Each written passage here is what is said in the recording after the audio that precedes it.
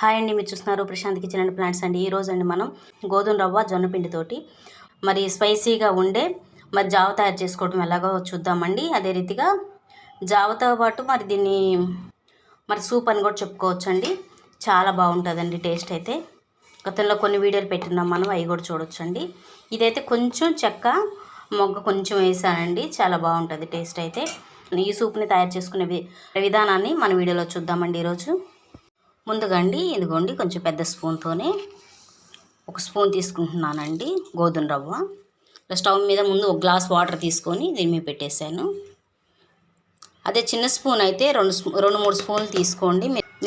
దీన్ని మరగనిద్దామండి. ఈలోపు మనం జొన్న పిండి అండి, ఇది కూడా ఒకే స్పూన్ తీసుకుంటున్నాను. కొంచెం జస్ట్ ఎక్కువైనా ఏం నష్టమేం లేదండి, బాగానే ఉంటుంది. ఇద్దరు మనుషులకు సరిపోయేంత తీసుకుంటున్నాను. దీంట్లో కొంచెం వాటర్ తీసుకుందాం.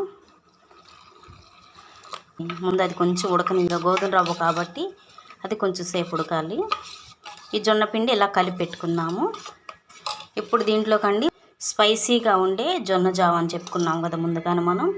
ఇదిగోండి, చెక్క తీసుకోండి, 2 మొగ్గలు తీసుకోండి. వాళ్ళు ఎంత ఘాటుగా తినేవాళ్ళైనా కానీ మీరు 2 సరిపోద్దండి, ఎక్కువ దిగిపోతుంది అన్నమాట జ్యూసీగా.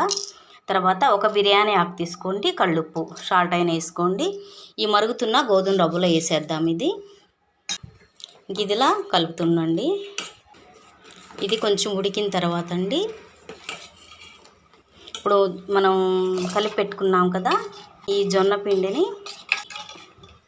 ఇలాగా మరుగుతున్న ఈ గోధుమ రవ్వ జావులోకి పోసేయటం. ఇది కూడా ఈ 2 కూడా ఇలా కలిపేయటమేనండి. త్వరగా అయిపోతుంది, ఈజీగా అయిపోతుంది. నైట్ టైంలో త్వరగా మరి అరుగుదలకు కూడా చాలా మంచిది, త్వరగా అరిగిపోతుంది. డైటింగ్ చేసే వాళ్ళకు కూడా చాలా మంచిదండి ఇది. డైట్ ప్రియులకు కూడా మంచిది, డయాబెటీస్ వాళ్ళకు కూడా చాలా మంచిది ఇది జొన్న జావ. అంతకుముందు వేరే వీడియోలో కూడా పెట్టినామండి, అదైతే సింపుల్గా స్పైసీగా చేసుకుంటున్నాము. ఇది ఇలా మరుగుతూ ఉండగానండి, మనం స్పైసీ అని చెప్పుకున్నాం కదా, చెక్క మొగ్గ మరి బిర్యానీ ఆకు వేసాము.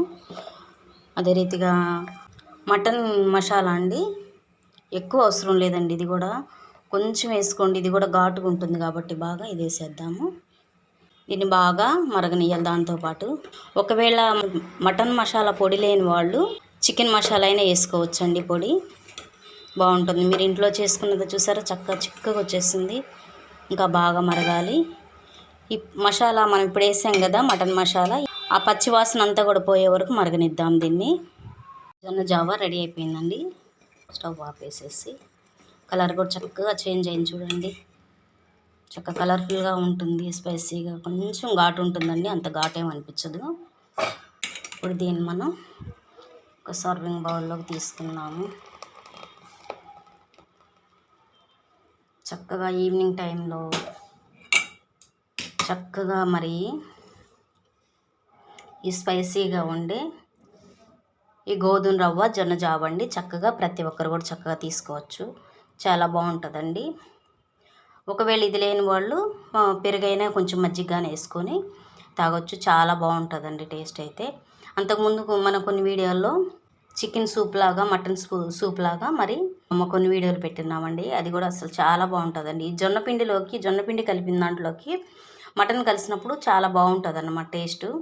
సంగటైనా కూడా మరి జొన్న సంగటి చేసుకున్నా కూడా అది కూడా మన వీడియోస్లో ఉంది, అది కూడా చాలా బాగుంటుంది టేస్ట్ అయితే. ఈ మటన్ సూప్ అయితే ఇంకా ఎక్సలెంట్గా ఉంటుంది. ఈసారి అయితే మనం ఓన్లీ కొంచెం స్పైసీగా ఉండే ఈ జొన్న జావ అయితే ఈ స్టైల్లో తయారు చేసుకున్నామండి. మన వీడియో ఎవరన్నా ఫస్ట్ టైం చూస్తున్న వాళ్ళు అయితే లైక్ చేసి మీ ఫ్రెండ్స్కి షేర్ చేసి మా ఛానల్ తప్పకుండా సబ్స్క్రైబ్ చేసి చివరిగా బెల్ సింబల్ నొక్కండి. Thank you.